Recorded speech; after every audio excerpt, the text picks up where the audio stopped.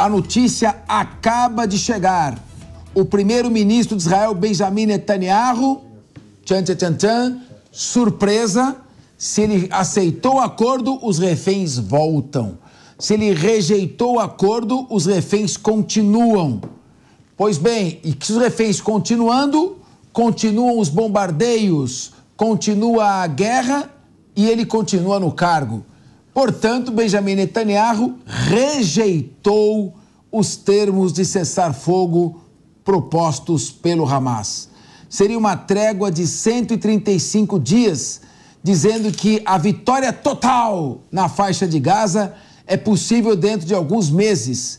Segundo a BBC, British Broadcast Corporation, a rede estatal britânica, Netanyahu disse também que as negociações com o grupo terrorista não vão a lugar nenhum e descreveu seus termos como bizarros. Meu querido comandante Robson Farinaz, não podemos deixar passar em branco. Que desprezo pela família dos sequestrados. Que linha operacional é essa?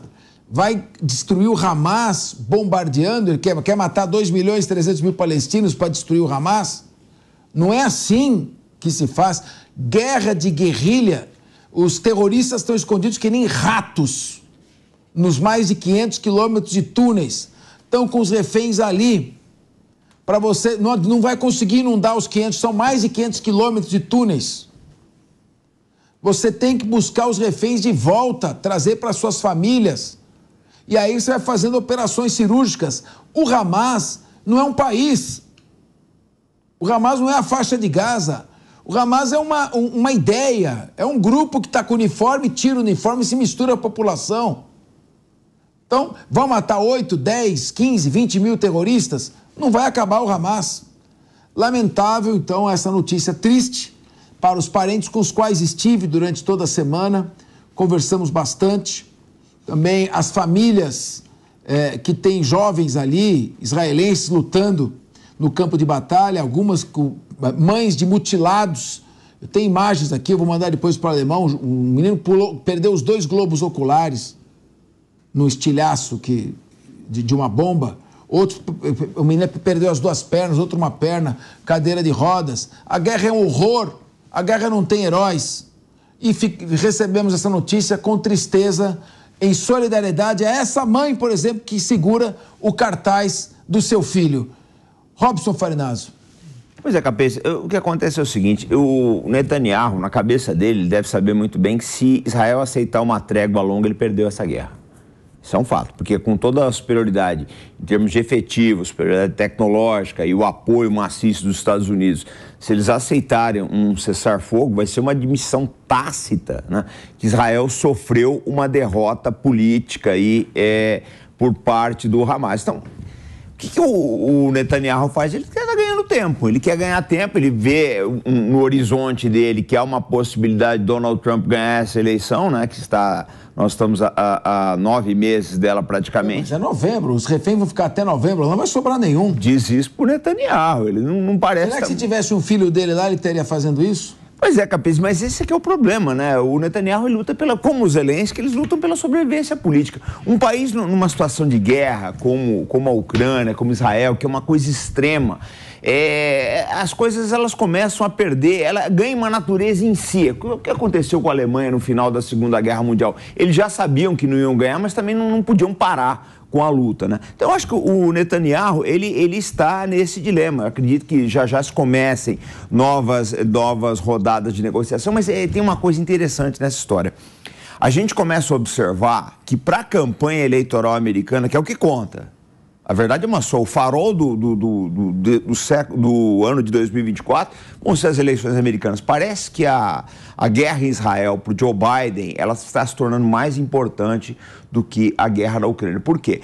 Ninguém, nos dois partidos, tá? É bipartidário isso, ninguém questiona o apoio para Israel. Ninguém está questionando. Todo mundo republicanos e democratas aceitam. Olha, nós precisamos efetivamente ajudar financeiramente, militarmente Israel.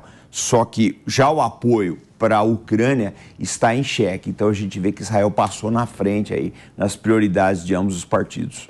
Ô Vilela, Cristiano Vilela, a questão é a seguinte, de um lado nós temos um governo em Israel que é refém da ultradireita, que é colonialista em relação à Cisjordânia, que não é terra deles, estão lá aterrorizando os palestinos.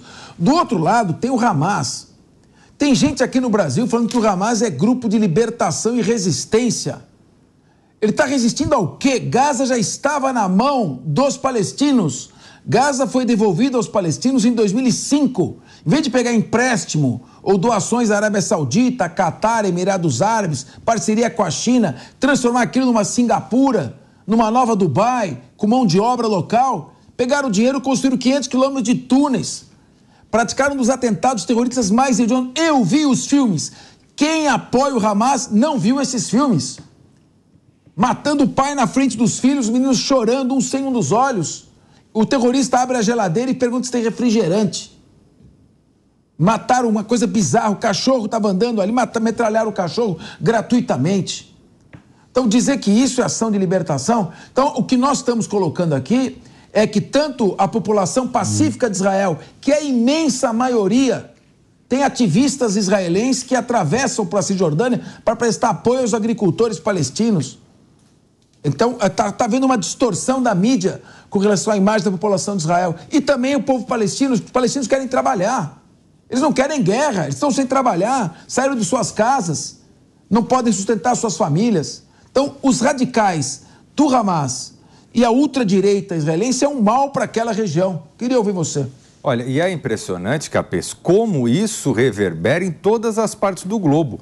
Você vê que em uma série de países, uma série de universidades, uma série de pontos do globo já tivemos manifestações de um lado, de outro lado. Aqui no Brasil já tivemos falas de autoridades, tivemos casos de violência contra israelenses, contra judeus por conta dessa situação, e se cria um factoide, se cria uma mentira, essa que foi muito bem colocado por você, dessa luta pela libertação. Na verdade, quando se fala de Hamas, está falando de terrorismo. Não há que se falar, não há que construir essa narrativa de genocídio, como, por exemplo, se tentou, e o governo brasileiro embarcou nessa narrativa ao tentar pleitear uma punição em âmbito internacional por conta dessa situação. Muito bem, é isso aí. E eu sou um crítico da reação de bombardeios, acho que a reação é equivocada.